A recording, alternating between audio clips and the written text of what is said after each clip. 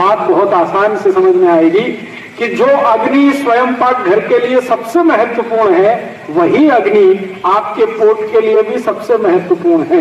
अगर आपके पोट में अग्नि नहीं है तो आप कुछ भी खाइए, कभी भी नहीं पचेगा। स्वयं पाक घर में अग्नि नहीं है तो कुछ भी लाइए, कभी भी भोजन नहीं बनेगा। तो जैसे स्वयं पाक घर की अग्नि महत्वपूर्ण है, ऐसे ही पोट की अग्नि महत्वपूर्ण है।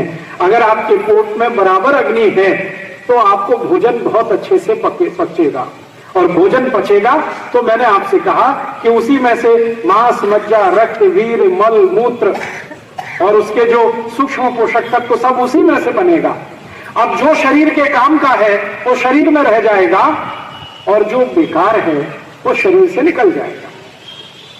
आपके शरीर के जो काम का नहीं है वो मल है और मूत्र है, तो वो मल और मूत्र तो निकल जाएगा, बाकी जो कुछ है वो शरीर के काम का है तो शरीर में रह जाएगा। अब आप ध्यान दीजिए इस बात पर कि हमारे शरीर में पेट स्थान, मध्य स्थान सबसे महत्वपूर्ण, और इस मध्य स्थान में वो स्थान जहां भोजन पचता है वो और भी ज्यादा महत्वपूर्ण, और जहां भोजन पचता है उसमें अग्नि अगर है तब तो सबसे ज्यादा महत्वपूर्ण।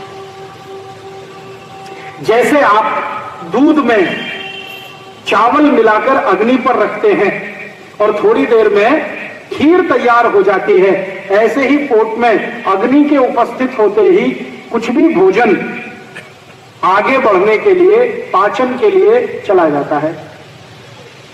आप कुछ भी खाइए, अग्नि उसको आगे के रूप में लेके जाएगी।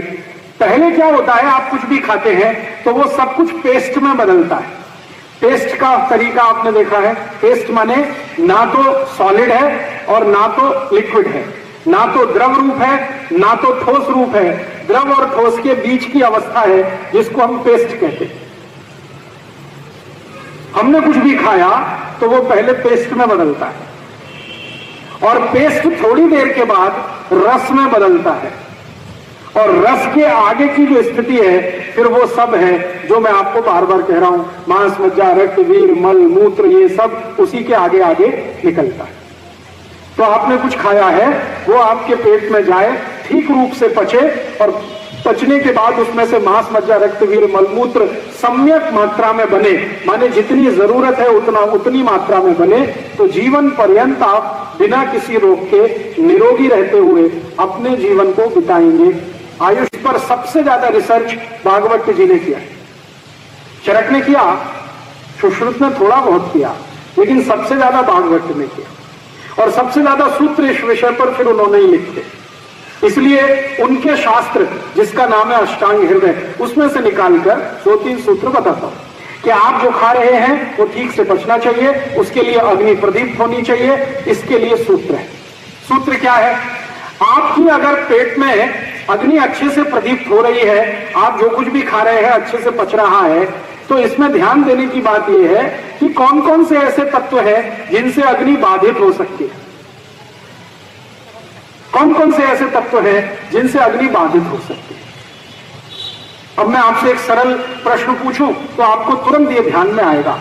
आपके स्वयं पाक घर में आपने भोजन बनाना है, मान लीजिए खीर बनानी है, आपने दूध और चावल दोनों मिलाकर रख दिया, आपकी गैस जल रही है, बर्नर ऑन है और वो खीर बन रही है। अब अगर मैं इस बर्नर को जलते हुए पानी डाल दूं, आपकी खीर पक रही है, आग जल रही है, मैं भोजन किया, फिर घट घट घट घट लोटे पे लोटा पानी पीना शुरू कर दिया। अब क्या होगा? अग्नि बुझेगी, क्योंकि पानी और अग्नि की दुश्मनी है। अब लोटे पे लोटा पानी पीते जाएंगे तो अग्नि तो बुझ गई, अब भोजन कैसे पचेगा? स्वयं पाक घर में भोजन कैसे बनेगा? अगर अग्नि बुझ गई, पानी डाल दिया, तो वहां जो स्थिति है वो ही पेट में हो जाएगी। और अगर भोजन नहीं पचेगा तो फिर क्या करेगा? सड़ेगा, और सड़ा हुआ भोजन भागवत ऋषि के अनुसार 103 रोग पैदा करेगा। एक नहीं, 103। मतलब सीधी सी बात यह है कि जो लोग भोजन के बाद गट गट लोटे पे लोटा पानी पिएंगे, उनको जिंदगी में 103 रोग जरूर आएंगे। अब 103 लोग आएंगे तो डॉक्टर के तो मजे आएंगे और आपके घर का पैसा जाएगा।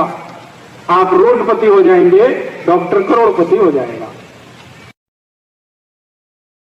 वीडियो पूरा देखने के लिए धन्यवाद। आपको यह जानकारी कैसी लगी कमेंट करके जरूर बताइएगा।